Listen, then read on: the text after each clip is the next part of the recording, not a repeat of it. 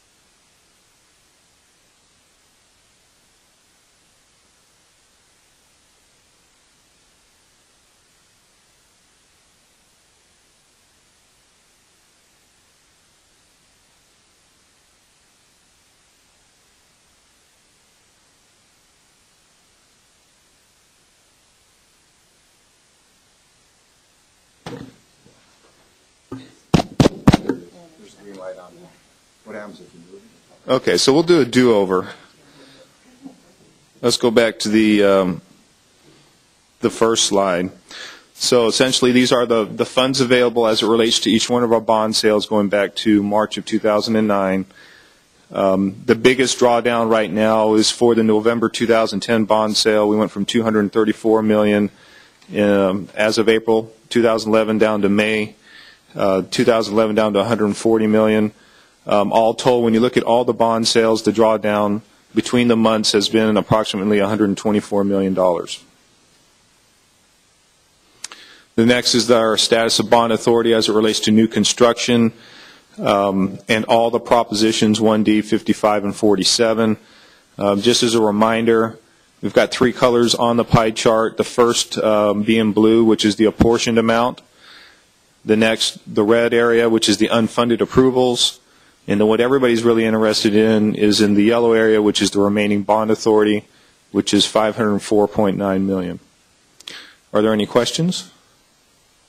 Okay, I'll turn it over to Barbara Kampminer.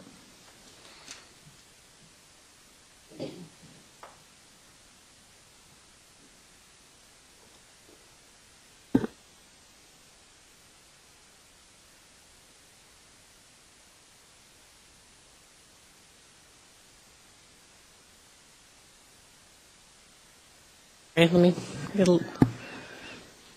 what do I need to do? Oh, there we go. There it is.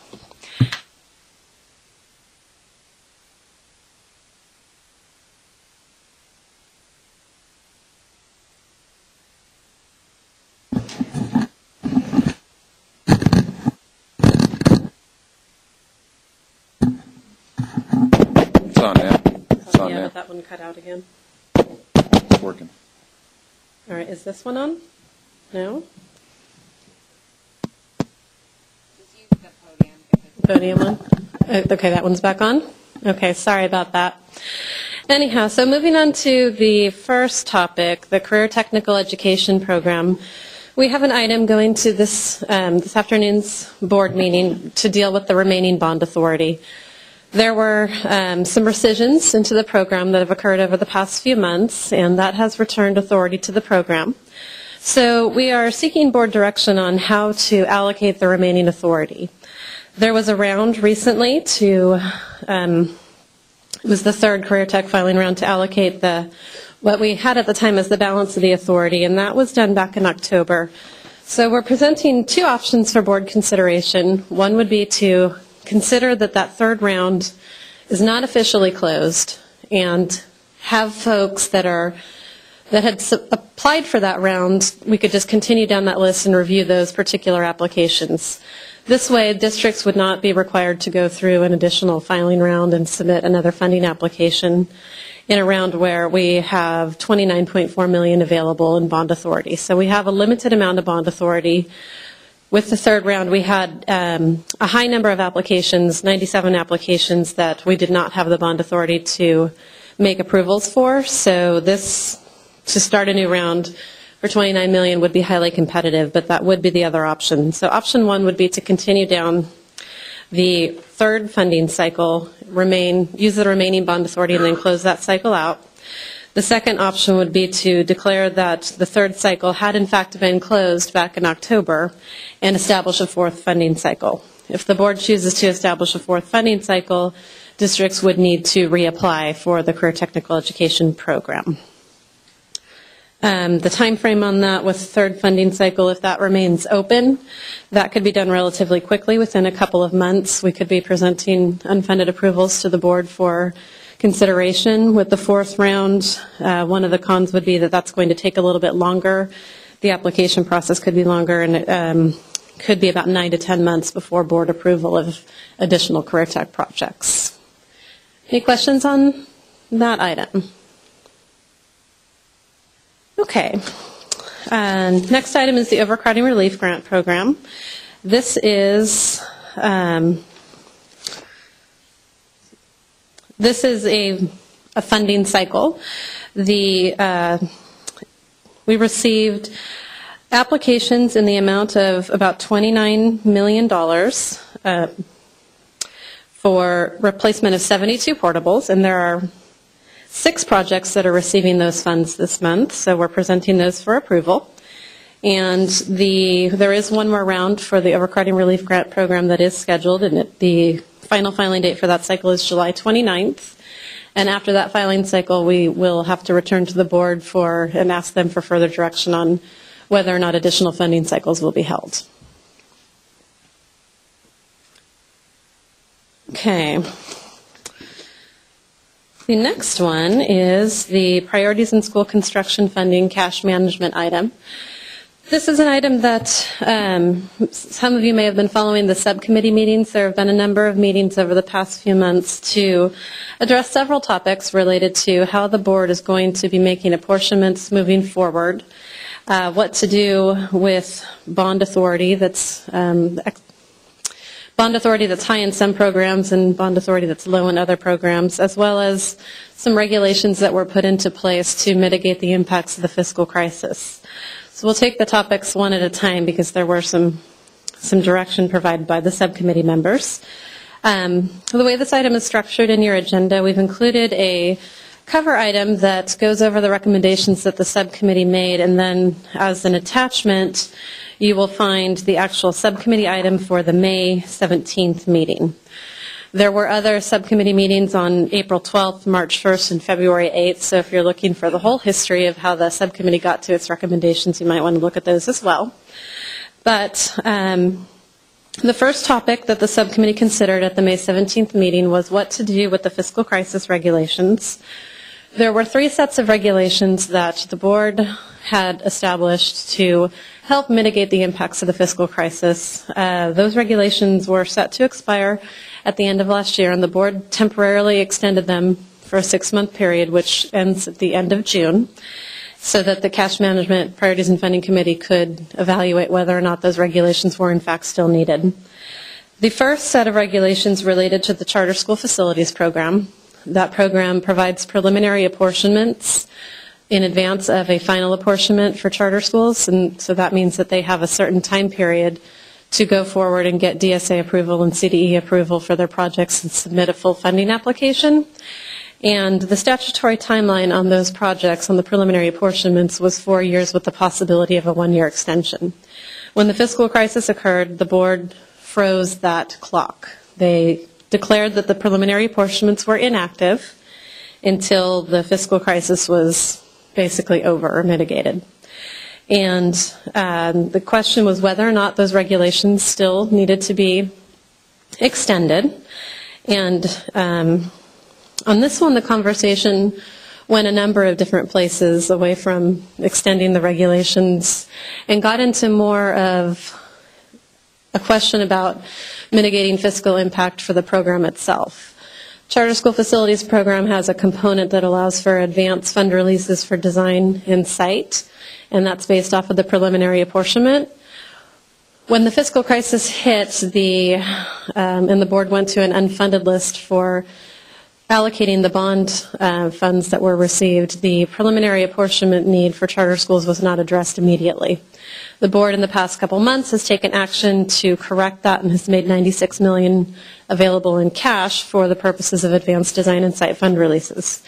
However, the subcommittee heard comments from stakeholders and ultimately decided that the playing field has not been made level yet for these projects. So what they were wanting to do was provide enough cash for the advanced design and site fund releases so that the charter school projects were back on an even playing field with the remainder of the school district projects out there. And so the recommendation was to reserve approximately $73.5 million out of the next bond sale to provide advanced fund releases for site and design for the remaining inactive charter school preliminary apportionments. And that would be for a 6-month time period. Folks could come in and access that cash by submitting their fund release using the normal process for a fund release for those purposes. Now, to do this, the fiscal crisis regulations for the charter school program would need to be extended for a time period. The subcommittee did not have a specified time period. Staff has proposed regulations as part of this item that would extend it for another year, and then the board could consider at that time whether or not the regulations needed to be extended again. So as part of the item, you've got the regulations set, so the board will be considering the regulations, extending it for a year. The full board will also be considering whether or not they want to set aside the cash. And then staff has provided a process as part of the attachments for how charter schools would access those funds. But it's basically the same process that charter schools would have used in the past to access the funds. After the bond sale, there will be a 6-month time period where the charter school needs to submit the fund release. And depending on whether it's a design or site, there are components that need to be met for the fund release. So it goes back to business as usual with cash available for a 6-month time period. Any questions on the charter before I move on to critically overcrowded schools? Got a question in the back. Is there another mic down there, or do we need to? Okay.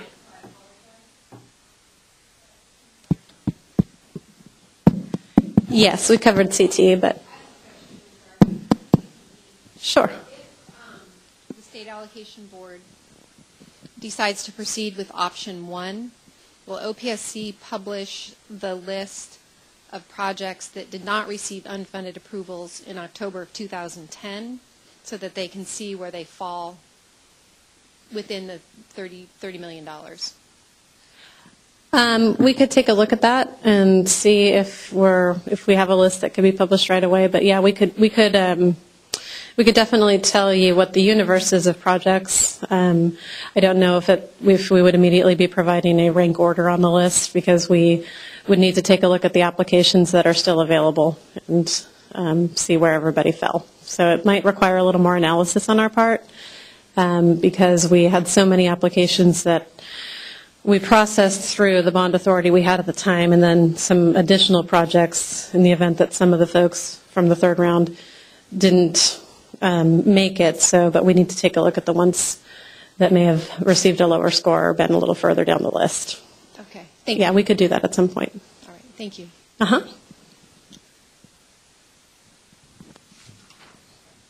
Okay, any more questions on CTE or on the charter cash management issue?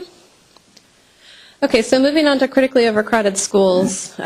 Similar concept as charter in that these types of projects have a preliminary apportionment, and there are statutory timelines, 4 to 5 years for the preliminary apportionment to come in and convert to a final apportionment.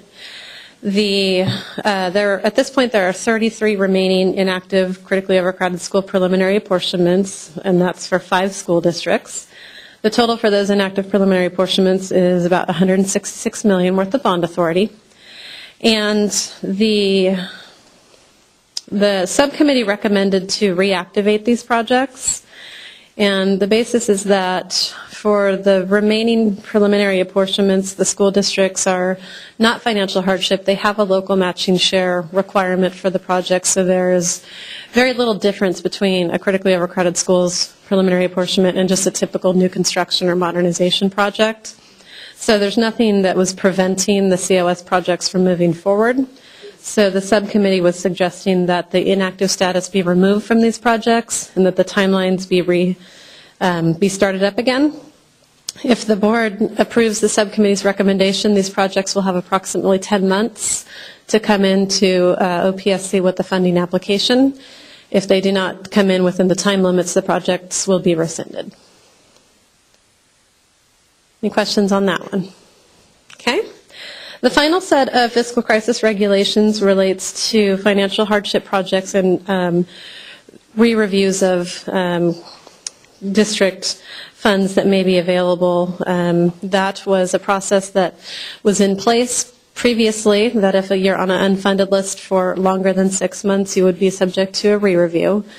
But the board had chosen previously to suspend the re-review process. And what the subcommittee is recommending is that since the current system of using an unfunded list doesn't appear to be going away and we're in sort of a new time period, what the subcommittee is recommending is to allow the current financial hardship re-review regulations to become inactive on July 1st and to approve a process in which the financial hardship re-reviews would begin again, but they would have a period where they were held harmless. So anybody that was added to the unfunded list between February 25th, 2009, which was when the unfunded list was first started, between that date and June 30th, 2011, the re-review would not look at any additional funds that became available or changed during that time period. So the re-reviews would start again after July 1st, 2011, but when OPSC does the re-review,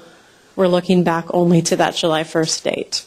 So that would give districts time to plan for that, still hold harmless the time period that the board had wanted to not have the re-reviews, but moving forward would put it back on track for what has become sort of the changed system. So that was the recommendation from the subcommittee that is going to the full board for consideration. And what staff has done is we've provided proposed regulatory amendments to implement the proposed process.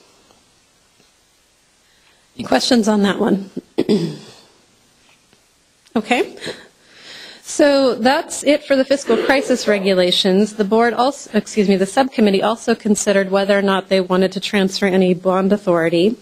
There had been discussion about the Seismic Mitigation Program Authority, the Overcrowding Relief Grant Program Authority, and the Modernization Program Authority. However, because there is currently an effort to increase participation in the Seismic Mitigation Program, and because transferring ORG and Modernization Authority would require legislative action, basically the subcommittee's recommendation is to not recommend the transfer of any authority at this time. Now the final component of this item in the recommendations, this was the topic of many meetings. It's the cash management system going forward. How do we make apportionments moving forward? Do we want to continue with the current priority and funding round? Do we change the time limit on regular apportionments? Over the last several meetings, there have been a lot of ideas for how to do this, and the subcommittees considered them all. There's been some great discussion. What they ultimately ended up recommending was to basically continue the same process of priority funding because it's been working. So they recommended that we continue the use of the current priority funding system.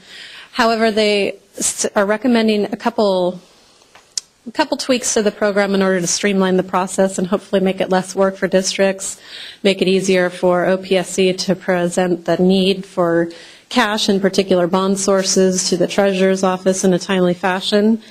And so the system that was proposed was that instead of having the current process where we have an idea that there's going to be a bond sale or we have cash become available, and the board declares a 30-day certification filing round, and everybody's scrambling because it's an unknown time frame right now. What the committee recommendation was to create 2 set certification filing periods per year. They would begin the second Wednesday in January and the second Wednesday of July. Those 2 dates each year would begin the 30-day certification filing period. And the district, if they were ready to participate in priorities and funding, would submit their certification requesting priority funding for the project during that time frame. That certification would be valid until the next certification filing period began. So basically, your certification is valid for a 6-month time period. Any cash that becomes available during that 6-month time period could be apportioned to those that had submitted their certifications. We wouldn't need to do an additional round. It could be done on a monthly basis if we end up with rescissions or other cash that comes back into the program. And then, of course, any bond proceeds that come in would be distributed to those that certified during that 6-month time period.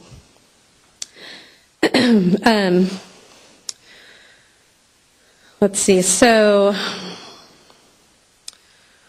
what would need to happen if the board approves the committee's recommendations on that would be some revisions to the SFP regulations. So what staff has done is propose some regulations to implement this system. One thing to note, we are asking the board for, if they choose to approve the subcommittee's recommendations, that they authorize us to file this piece of the regulations on an emergency basis. In the event that the regulations do not become effective prior to the first certification date, which would be July 13th of this year, then the regulations are structured so that the certification period would begin on the effective date of the regulations for this first time period only, and then it would go to the January and July time frame in the future. So there's, if the emergency regulations are approved in time for the July 13th date this year, then obviously no change to the second Wednesday in January and the second Wednesday in July, but we've put in some language that hopefully will capture it in the event that there are any delays in the regulation process.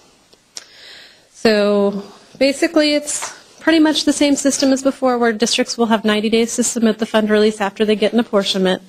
It's just a change in how the certification process works in an attempt to streamline things, enable the board to make apportionments on a regular basis, give districts some idea of when to plan for the certification, and hopefully make it a little less work for everyone. And one of the really great things about this is that we'll be able to make the treasurer aware of exactly who's come in, what bond source they need, and hopefully the cash will line up with the certifications when we get proceeds in the future. Any questions on that one? Okay. All right, our next topic is the Seismic Mitigation Program, and Dave Zian is coming up to speak about that one.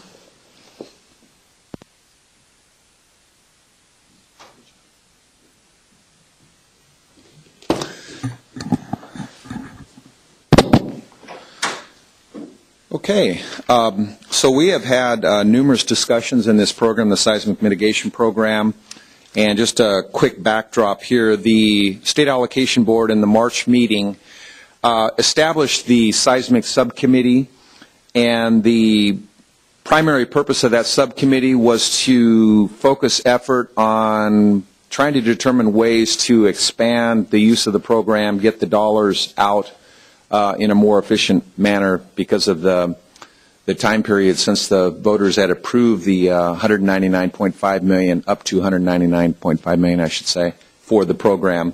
And there had not been tremendous activity up until this point. So with that said, the subcommittee has met 3 times, and at the last meeting on May 18th, staff presented some options that were based on very high-level discussions with professionals from the Seismic Safety Commission and DSA. And through those discussions and through direction from the Seismic Subcommittee, that formed the basis of recommendations that were presented at the March 18th board. Sorry, we lost that. Somebody have to help with that if we need it. So at any rate, the proposals that were put forth as a result of those discussions with the California Seismic Safety Commission and DSA and our office entailed twofold things as primary options. The first would be to reduce the spectral acceleration rating from the current 1.68 down to, excuse me,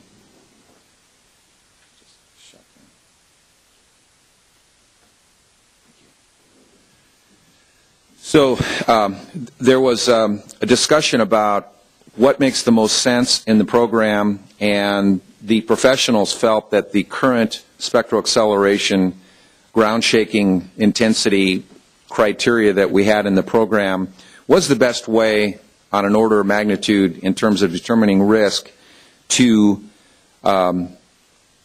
establish eligibility for new projects in the future. So with that said, we presented to the Seismic Subcommittee a lowering of the threshold from 1.68 to 1.60 or 1.55. And we had various numbers of buildings based on which option was picked, what could occur theoretically based on information we had that was would obviously have to be fine-tuned as time goes on. In addition, we presented an option that would include two additional most vulnerable building types, the RM1, which is a reinforced masonry bearing wall with flexible diaphragms, and an additional building type to the Category 2 most vulnerable. These are both Category 2 buildings. And the other one is the C2A concrete shear walls with flexible diaphragms. So those two buildings were also recommended by the professionals as also viable candidates in terms of buildings that should be identified and should be remediated in the seismic mitigation program.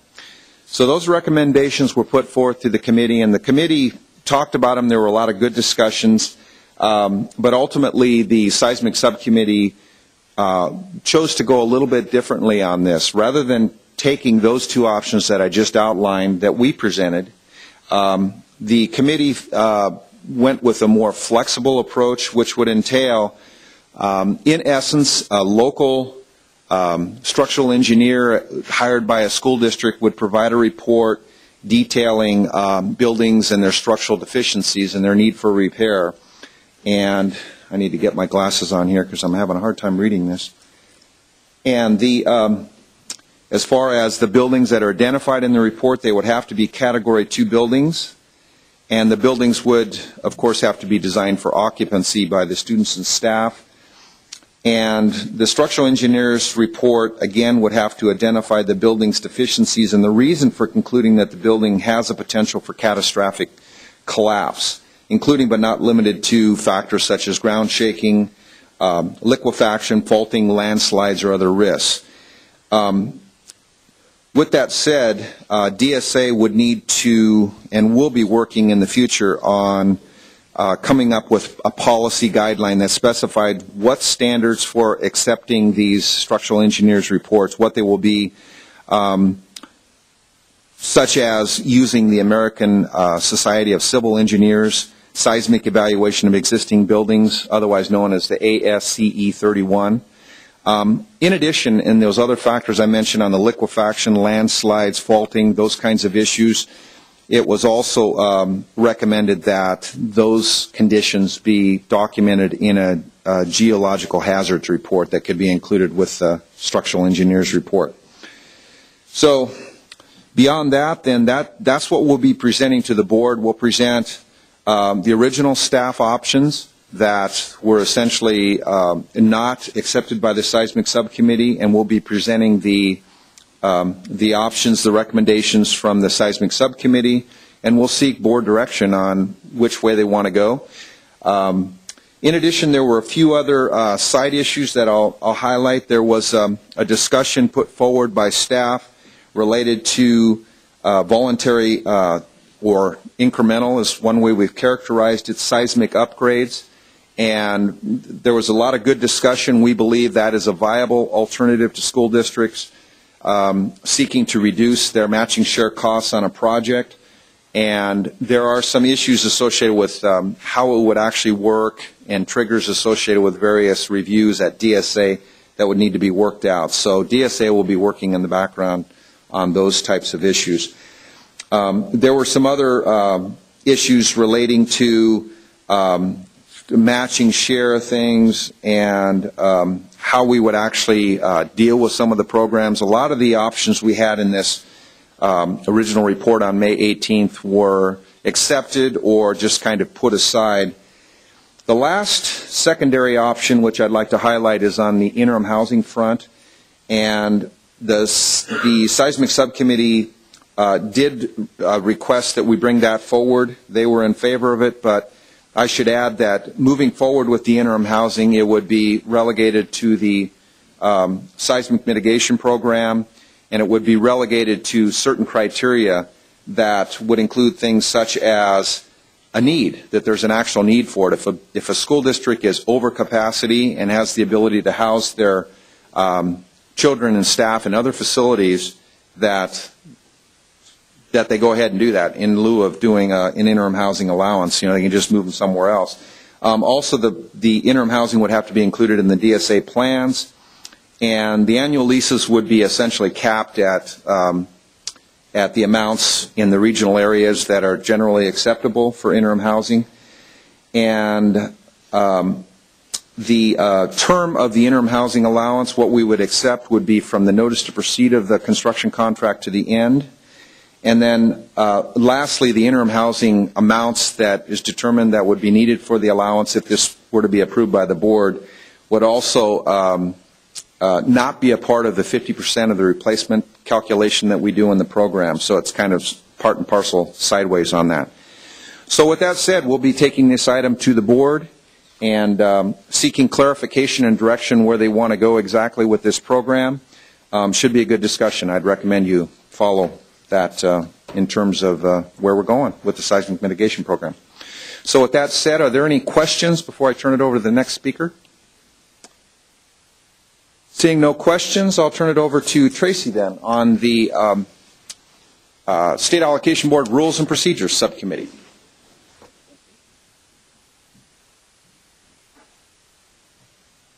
Good morning. I'm Tracy Sharp with Office of Public School Construction. So this month we're presenting an item to clarify the recently adopted additions to the rules and operating procedures of the State Allocation Board, specifically in relation to the request for postponement that was adopted at the April meeting. So last December the board adopted the overall rules and procedures for the board. And in there was a section on the limit of setting agenda items. Basically, it limits setting agenda items to 3 times, and this is found in Section 5 under the Order of Business. The limit also includes a number of exceptions. So when staff looked at the request for postponement, we're looking at how these 2 items would work together. And basically, when a postponement is requested, we would look at it as the first time an agenda item is, set is time number 1. If the first postponement is approved, basically it's an automatic if the district or OPSC requests it, that would be the second time. And then there's a second opportunity to request a postponement if that was requested and approved by the chair and vice chair. Then that item is rescheduled and it will have been set 3 times. Well, in looking at this again, we determined that these work together fine, but there could be an opportunity for a district to not get their full 2 postponement opportunities in looking at the 3-time rule and the exceptions. So what we're proposing is to add an additional limit to the exceptions. And this exception is basically that if an appeals item is postponed at the request of the OPSC, that's the exception. So this ensures that districts are given their 2 times to request a postponement without a postponement requested by OPSC impacting them. And in this item, you'll see a draft of the new rules and operating procedures included with the board item. So if you'd like to see what that looks like in its proposed final form, it is included with the board item. Are there any questions on that item? Okay, no? I think we are ready to move on. I think we've covered our questions and answers. And now we have Masha Litzik from Division of the State Architect. Good morning. I have just a couple of brief updates. Trying to use this time to provide some news items from DSA. And we will have a fee change to our High Performance Incentive Grant Program. And I'm presenting this to you today even though the bulletin that announces the change isn't on the DSA website yet, because if I wait till next month's Pre-SAB meeting, I think it will be too late and not an advance notice like we planned. So the plan is to have the fee effective July 1st. We'll have a bulletin coming out next week that explains the fee structure. And the idea here is to replace the current fee structure that's based on project size with a fee structure that is based on points claimed for HPI Grant.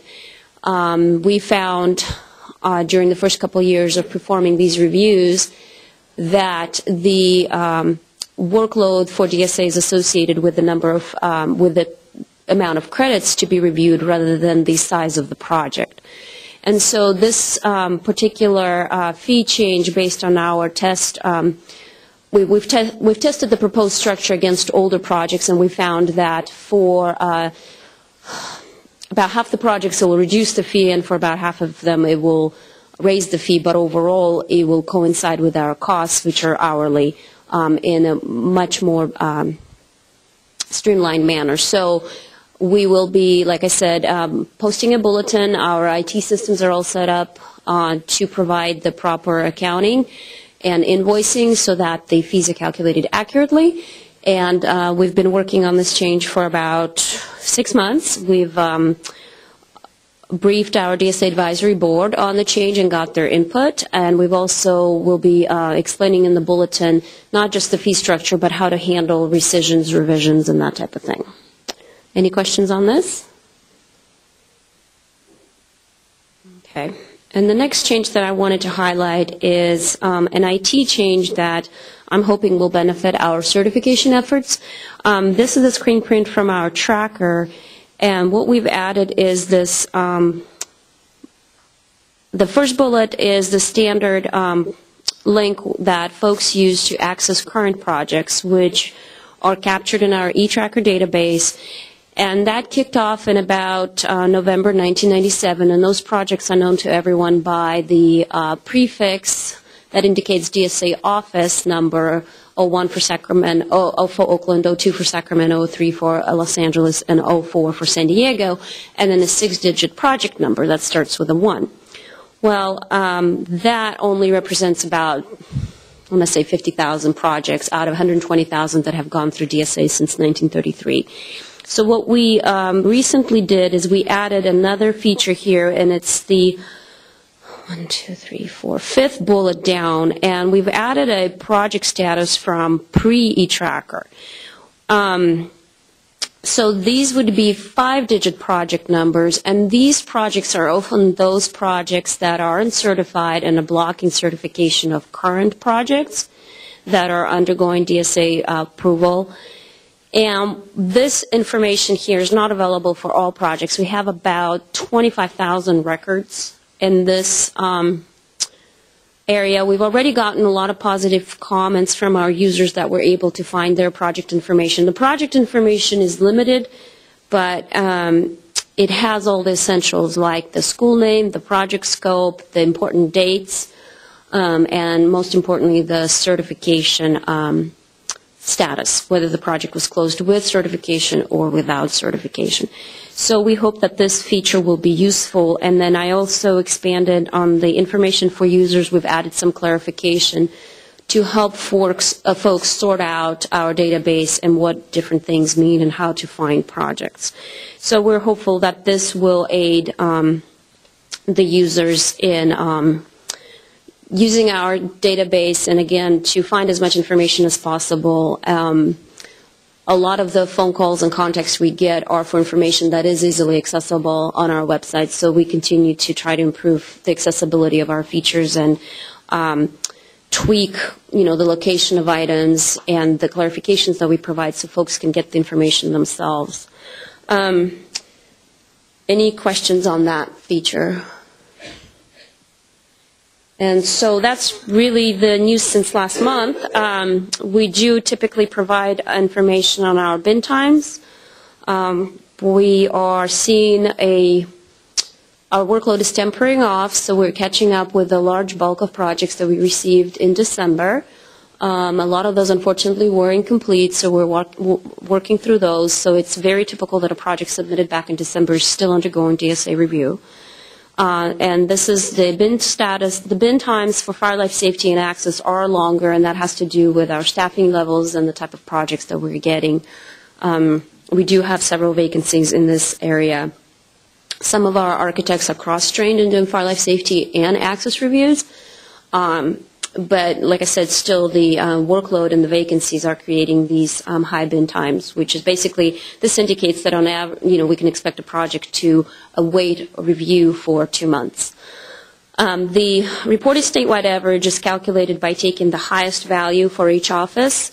But really, we posted by region and by category because it seems like it's the best use for our clients that are working with a specific regional office and are not interested in the statewide average. They just want to know what kind of wait time to expect in a particular office. And the bin time is reported as the longest project in the bin, so it's not the average. So we take a snapshot every week to see how old is the oldest project in the bin for a particular category in a particular region. These are our updated scorecards, and I won't spend a lot of time on them, which basically indicate the average processing time to expect, and we encourage clients to use that in anticipation of review times at DSA. And again, we break things down by access-only projects, which we have quite a few, over-the-counter projects, which again we have quite a few, and then projects by size, under $1 million of estimated cost, between $1 million and $5 million, and over $5 million. And so you'll see that the expected review time grows as the project size increases, and that's been a proven metric over time as we measure our progress. We do provide an average, which is 96 processing days, but I don't think that that's as useful. It's more for perspective. For policy making, really, it's the project-specific criteria that I would use in estimating DSA plan review time. And that's all I have for DSA updates today. Any questions? Thank you.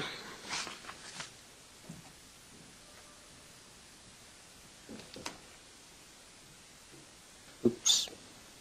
Wrong button. Wrong button again. Ah, got it. Now, I assume that will go away.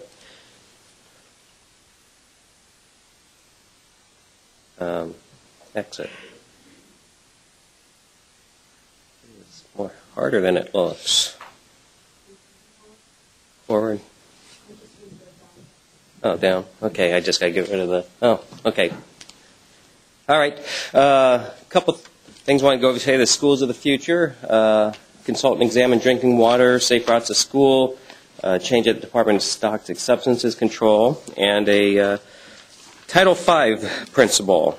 So, talked about the schools of the future before. They are advisory panels convened by Superintendent Torlikson. We met March 4th, March 18th, April 18th, and the final meeting, darn it, will be June 1st, next month, a week from today, where the reports for these 4 areas in the energy area will be presented to the superintendent.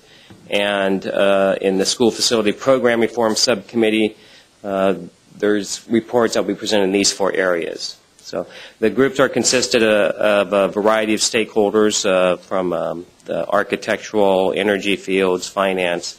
So those will be given to the superintendent, and then he'll receive those and consider them, and then there will probably be some actions taken from out of those. So stay tuned for that.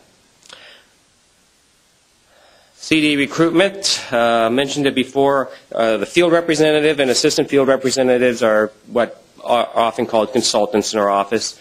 In the state hiring process, we go through an exam list, which is an eligibility list for hiring. And that's what this this process is. It's not for hiring. That's a future activity.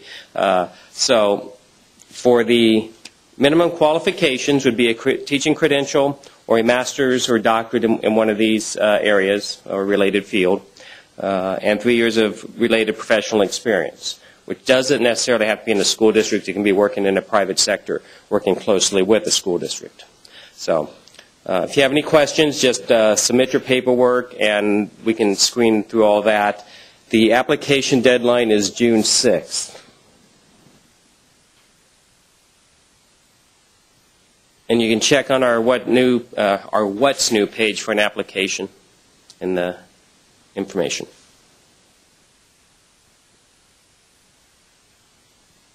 All right, backwards again. Talked about SB 1413 last month also. July 1st, so in 6 weeks, the requirement for free fresh drinking water available in food service areas comes into effect. There was some questions we received earlier. Did it have to be cold? The law does not require that it be cold. The law requires that it be free and fresh. Could be through drinking fountains, a water cooler, and there are provisions that a school board can say that there are fiscal or other reasons why they can't provide that. So check out our guidance on our web page, and then you can see some contacts there in our Nutrition Services Division. Right, so that's effective July 1st. Safe routes to school. There's $42 million in federal Safe Routes to School for Cycle 3 funds. Safe Route to School applying through a city, a county, or one of these other agencies can help a district get sidewalks, some other street and road improvements to allow better pedestrian and bicycle and skateboard access to schools. July 15th is the application date, and you can see the application locations there. And then also there's this new item the Federal Department of Transportation put up, TIMS, which is Transportation Injury Mapping System, which will show you by, I think they sort it by either zip code or city, where pedestrian accidents occur. So that may be something useful to look at as you're looking at your existing schools or current attendance areas where there may be some pedestrian safety concerns you might want to look into. Just a quick change for DTSC. When you send your Phase 1 reports or in a request over environmental oversight agreement, this is the new contact, and it's a new location. I believe that it was previously in Chatsworth, so it's now in Cypress. That's also available on our What's New page. Okay. The Title V principle I want to talk about today was in Title V Code of Regulations 14030D. Which says that delivery and service areas, so the food delivery, trash trucks, delivering to the cafeteria, that area shall be located to provide vehicular access that does not jeopardize the safety of students and staff. And what that means in further is that the trucks do not have to drive across areas where the students are. The trash area is fenced off so that the trucks and the cans aren't in the way of the kids. Here's a couple examples, and we do see this occasion. It's not a large one because people do read and understand Title V and the design and incorporate that in there. You can see here we have our cafeteria loading area. The truck would have to come in this way across the playground, creating a student and vehicle conflict, and once again the kids usually lose that game. But this does not meet Title V. Now, a district presents that plan, they say, fine, we'll put a fence around it. That does meet Title V, but you can see it creates an awkward situation where you have your playground split. 5 years down the road, who knows how it happens to that fence? Is it gone and we're back to the situation where we have the vehicles and the students in conflict? So here's a design scheme that meets Title V, you can see the trucks will come in here, and it doesn't really impact the playground any. Right?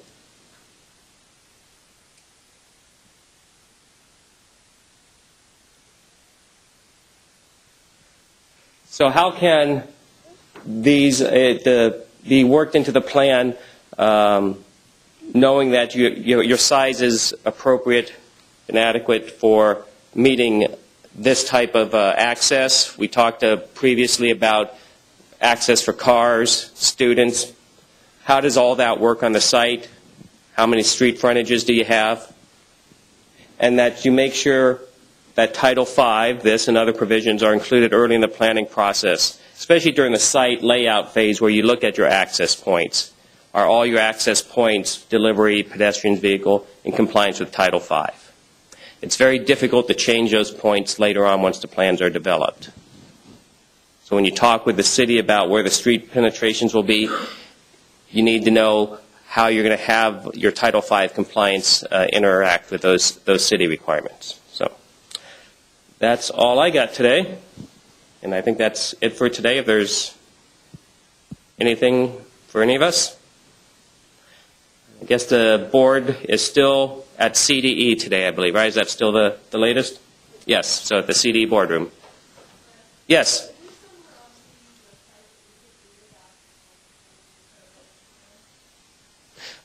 The question was, is there a place to read about the school facility program reform? And if you're talking about the superintendent's initiative, those are reports being made directly to the superintendent by these various groups. So it's not a web-based presence yet. When the superintendent receives it and responds, it might be more broadly available. Right? Anything else?